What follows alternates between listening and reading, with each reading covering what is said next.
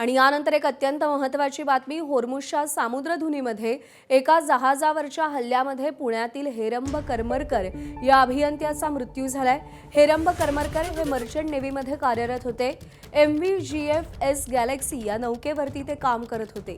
ही नौका ओमानच्या सागरी हद्दीतून जात असताना रविवारी पहाटे 3:30च्या सुमारास या नौकेवरती हल्ला झाला। नौकेवरील 24 पैकी 23 जणांची त्यानंतर सुटका करण्यात आली, मात्र हेरंब यांचा मृत्यू झाला। मृत्यूपूर्वी काही मिनिटं म्हणजे रात्री 2:50 त्यांचं कुटुंबियांसोबत शेवटचं बोलणं झालं होतं। काल हेरंब करमरकर यांचे नातेवाईक रवींद्र टंडन यांना या घटनेबद्दल कळवण्यात आले आहे।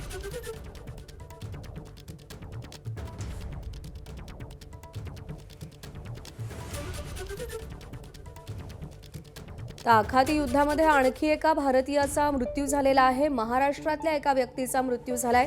पुण्यातील अभियंते हेरंब करमरकर यांचा या हल्ल्यामध्ये मृत्यू झालाय। ते मर्चंट नेव्हीमध्ये काम करत होते। MV-GS गॅलेक्सी नौकेवरती ते काम करत होते।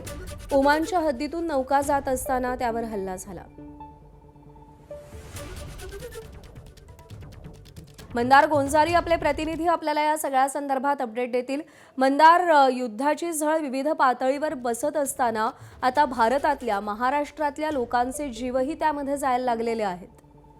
हो, या युद्ध खरं तर ही मर्चंट नेव्हीची नौका होती आणि युद्धाशी थेट संबंध नव्हता, मात्र तरीही तू जसं म्हटलंस या युद्धाची झळ अशा प्रकारे बसते आहे।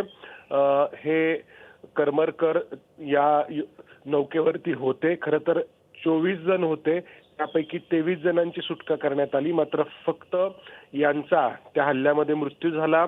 रविवारी हा हल्ला होण्याच्या आधी काही मिनिटं त्यांच्या कुटुंबियांशी शेवटचं बोलणं देखील झालं होतं, मात्र या हल्ल्यामध्ये त्यांचा मृत्यू झाला याची माहिती त्यांच्या कुटुंबियांना काल ते ज्या कंपनीमध्ये काम करत होते, गॅलेक्सी नावाची ती नौका होती, त्या कंपनीकडून कळवण्यात आलंय। मात्र पुढं अंत्यविधी कधी होणार, कसे होणार याबद्दल मात्र अजूनही स्पष्टता नाही।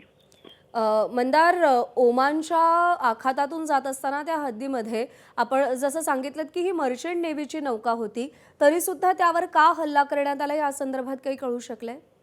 आपण पाहतो आहोत इराण आणि अमेरिका यांच्यामध्ये पुन्हा संघर्षाला सुरुवात झाली आहे आणि एकमेकांवरती हल्ले या दोन्ही बाजूंकडून होत आहेत आणि हल्ले अमेरिकेच्या बाजूनी जे आखातामधले देश आहेत, ज्याच्यामध्ये ओमान असेल किंवा UAE असेल, या देशांवरती देखील इराणकडून हल्ले होत आहेत आणि त्याचबरोबर होर्मुझची सामुद्रधुनी पार करणारी एखादी नौका जर इराणच्या हल्ल्यांच्या टप्प्यात आली तर त्यावरती देखील हल्ला होतो। हे आपण याआधी देखील पाहिलंय।